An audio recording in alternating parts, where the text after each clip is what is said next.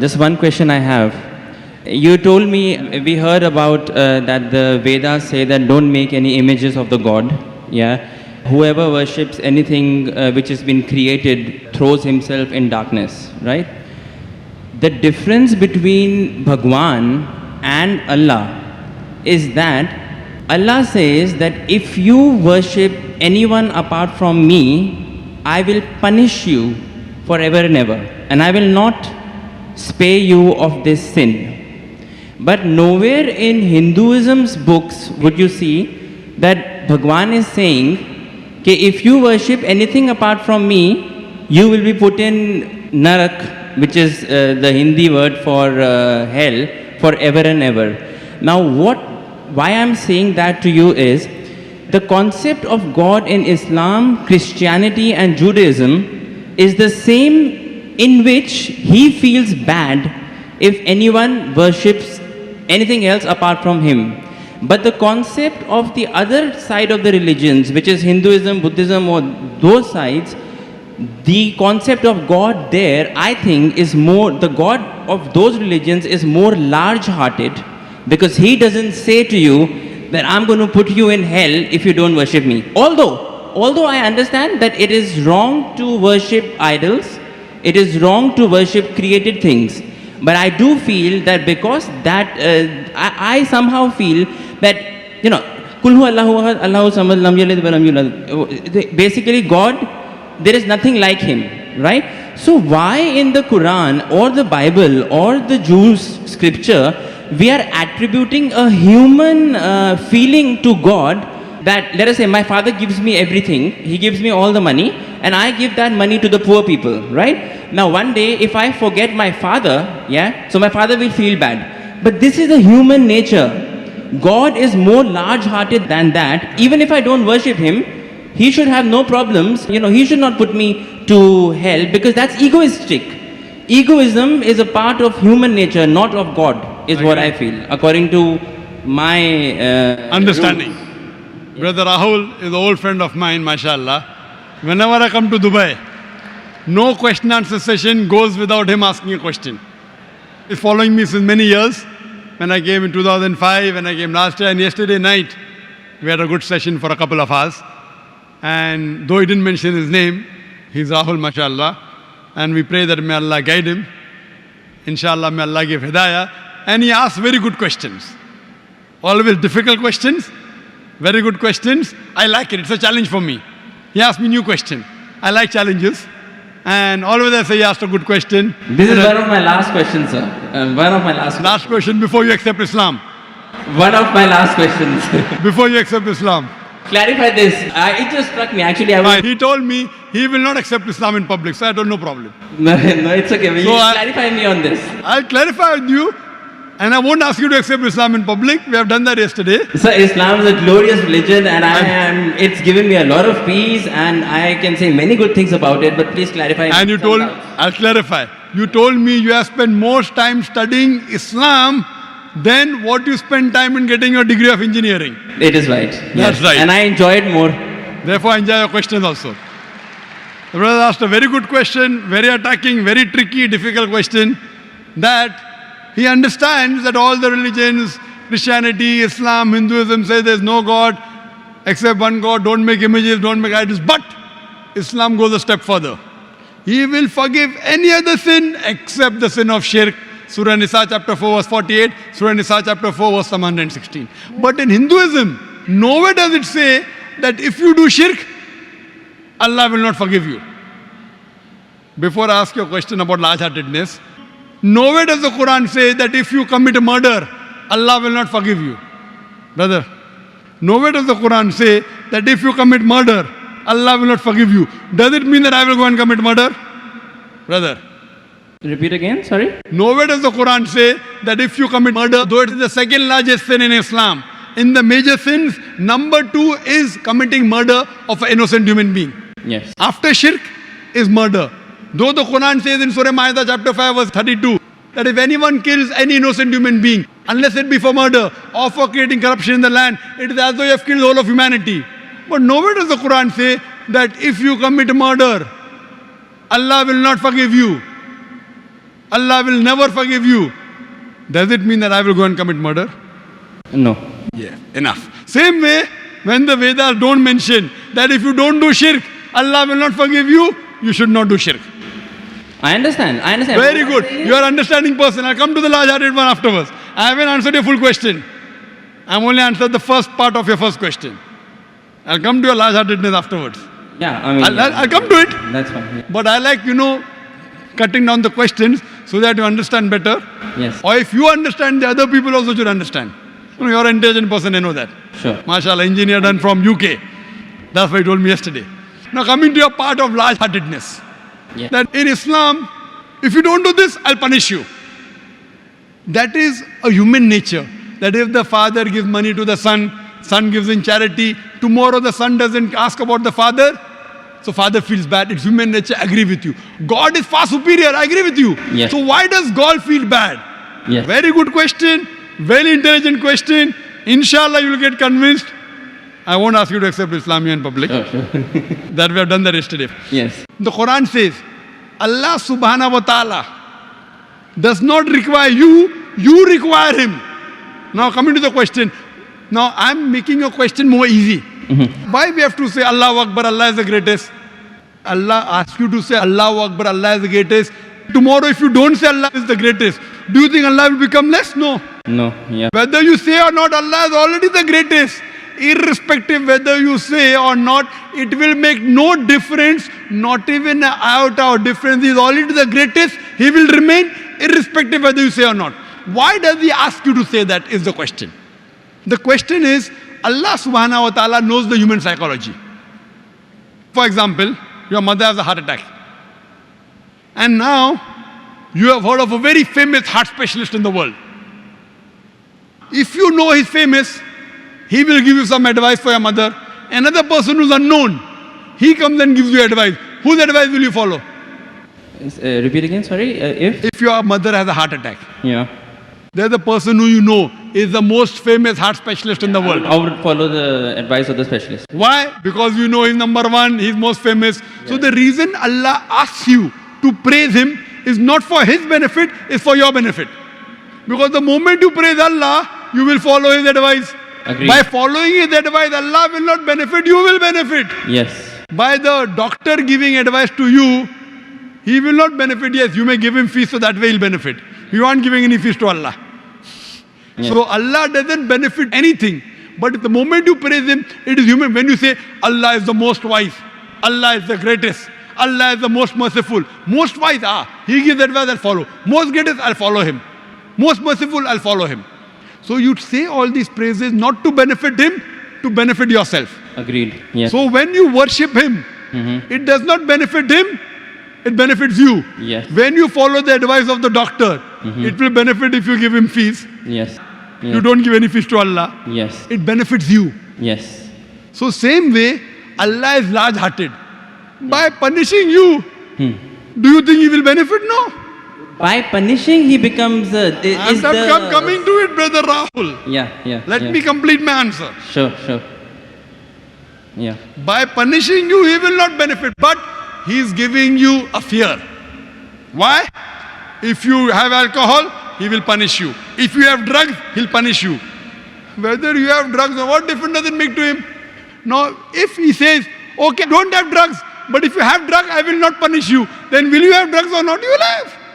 If I give an examination, write two. No, I won't have. If I'm convinced it's wrong for me, I won't have. I don't need that fear of the hell. The Right. fear of the hellfire to be put in my mind Yes. to yes. avert me. God convinces people in different ways. Some people with reason and logic. You're a logical person, you're convinced with logic. Some people want fear, some people want punishment, some people want reward. There are 3-4 types of ways which Allah speaks. You get convinced with reason and logic, you're like me. Yeah. You're like me. Yes. Some people, they are not convinced with reason logic. Leave logic. I'll get reward, I'll do it. I'll get punishment, I'll stay away. So if, लेकिन सच क्या है होता क्या है reality में is the fear is it reality वो होएगा Yes, I'll tell you. Reality is that the hellfire is there and the punishment is there, Brother, right? let me complete the answer. Yeah. Will you allow me to complete the answer or you will? Yes, please. Let me complete, I'll give you a chance. Ji, ji. I'll give you a chance to say that you're convinced. Yes. But before I complete my answer, you're interjecting. Sure, sure. Yeah, please. After I complete, I'll give you a chance and ask you. Sure, yeah. Now, there's a teacher taking an examination. 2 plus 2 is how much? 4. Convinced? Now, there are some people, the teacher says, okay, now in the examination, those who write correctly will get plus point, will pass.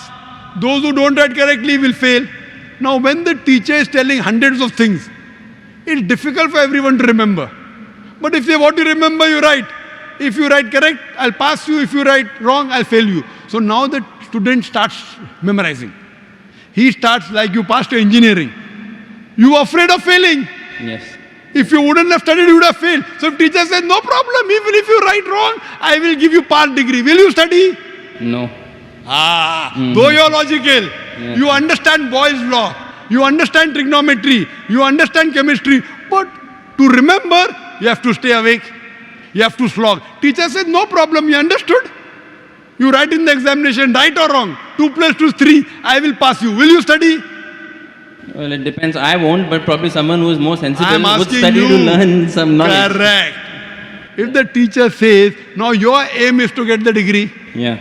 once you understand, if you fail, you won't get the degree. Yeah. So here Almighty God speaks logically. Some people logically it doesn't make a difference whether hellfire is there or heaven is there. Other people, you do it, you get a reward.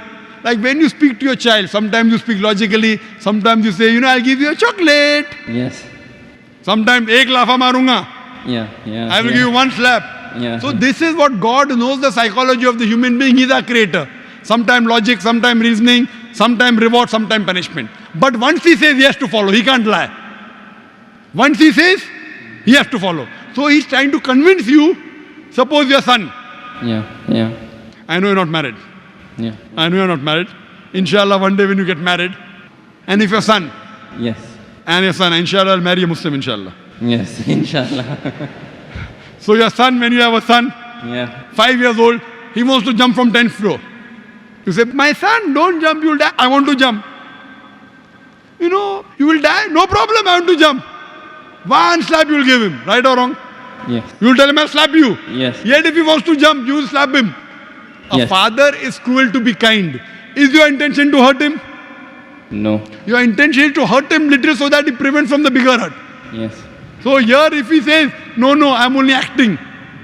Maybe for little time you will think, I'll punish you and you don't punish him. But if he wants to jump, you will not wait till he jumps. You will give him one tight slap. The same way God here, he tells you this is good, this is bad, this is reward, this is punishment. And once he says something, he's honest. In Islam, God is the most kind. He wants the human being to improve. The other God, okay, no problem. Even if you write wrong, I'll pass you. What kind of a teacher is this? Suppose tomorrow, there's a student studying with you. He writes wrong answers. You slog. You stay awake in the night. This person plays hooky, enjoys, writes everything wrong. And the teacher says, both get first class first. Will you be happy with the teacher? No. Why? You are a very unkind person. Very cruel. Unkind, not a good human being. I am wrong. Because you believe in justice. So besides God being kind and merciful, He is also just. Imagine someone rapes your sister, rapes your mother. God says, no problem. I'll forgive. On the day of judgment, won't you tell God? Why no, did you not that's punish? okay. No, that's okay. I'm talking about Wait, God being egoistic on his own He is self. not egoistic at all. No, but he's saying It if you makes- do shirk, then I will put you in hellfire forever and ever. I'm not saying that he should not punish wrong deeds. But he is putting on his own self that if you associate partners with me, along with worshipping me, if you worship someone else, even then I will not forgive you. That's the right thing. That's Because egoism. If the doctor says, Yes. if suppose the heart specialist tells your mother, see, this is a good thing, have only this medicine, nothing else. Someone else says, okay, have this medicine also. So that heart specialist tells you, if you mix it with something else, the mother will die. So will you listen to somebody else or not? Will you listen or not? Heart specialist saying, don't have anything else except this sorbitrate. Keep it below your tongue. Yes. Now another doctor comes, I'm a very good doctor. You don't know him also. I will listen to heart specialist. Correct. Yes. Heart specialist specialized, but God is a bigger heart specialist. So heart specialist you want to follow, you don't want to follow your creator who's created your heart. What kind of a... Sir, Wait, let me complete. Yes. Let me complete. Yes. So you, being logical, Yeah. when you want to follow the heart specialist, when the heart specialist tell you, don't listen to anyone else because they have told you the total truth, that heart specialist can be wrong because he's a human being. Almighty God, when he says, do not worship anyone else besides me, he knows that if you think somebody else is also the greatest, and if you follow something wrong, it will harm you. God does not want to see to it that his creations are harmed. He is going out of the way to give you an ultimate warning. Other sins, maybe I will forgive. That is one type of murder, is one type of sin, very wrong, second largest. But one, if you worship somebody else, you can do anything. You can start murdering, you can start having drugs, you can start raping. It's too dangerous. This is the guidance. It is complete. Because he is the creator, he knows no one else is the creator. Now someone else tries to behave like a creator when God knows no one else can create you. It is very dangerous. That's the reason he says that following advice, worshipping anyone, obeying anyone as the creator, not obeying normally. Normally you want to obey a father, no problem. Obey a mother, no problem. Going against the commandments of Almighty God. Worshipping somebody That is else. what I'm trying to find out. Is that the right God who is saying that if you associated partners with me, I will never forgive this sin? You are taking, it's a catch-22. I am questioning whether a God who thinks like that, is that the correct God? Correct God. You are saying he is the correct God, hence Why? he knows. Why? Yes. I have checked up with science. This Quran passes Yes. the test. When I put science to your Hindu scriptures, it fails. Yes. When I put science to Bible, it fails. So even if I agree with you with my earlier question, maybe this is ambiguous, fine. 80% is proved to be 100% correct. 20% is ambiguous. Inshallah, logically, even this will be right. If I have to put that way. But the other way, if a doctor who is solid... Stronger argument would be that Stronger 100% argument, is correct. 100% 100% of it is proved that it is correct. If 20% ambiguous is I'll there, tell you one thing, brother. Your mind hasn't reached that level. My mind hasn't reached that level. right. The science hasn't reached that level. Maybe 100 years afterward, 1,000 years after, it will be proved 100% correct. We are limited. The problem is in you and me, not in the Quran. Similarly, but a person who's very powerful, a person who's a heart specialist, he knows his stuff very well. He'll be sure. Do this, nothing else. A person who's not sure, okay, have this medicine also, have that medicine also. So person who's cocksure of himself, like the Creator Almighty God, he will give this commandment. Now he's cocksure. You are not cocksure about him that he's the Creator. Yes. Once you're cocksure, you'll follow. I'm cocksure that this is the word of Almighty God. You aren't. Yes. So once your research gets complete, Yes. you know very well that the other scriptures don't pass the test. Yes. I challenge you to get any scripture that you know of which is even close to the Quran. No, this is the strongest scripture that that's so, for sure. So when you know, Yeah. I can't ask you to accept because you know we spoke yesterday. Right, okay. But when you know it is the thing, then the ego is in you, not in Almighty God. The ego No, is I in don't have you. ego. I don't have ego. And I pray to I Almighty told you God. all the ones I have read, this is the strongest. I Yeah? pray to Almighty God. You know, because I love you, Rahul. Yes, I love you too. I love you. That's the reason I pray to Almighty God to give hidayah. You don't have to proclaim. You asked me yesterday, do you have to proclaim? I said, no, you don't have to proclaim. Yeah. So I think that you are a person who submit your will to God, and may God guide you, and may you get a good submitting Muslim life partner. Thank you. Thank you.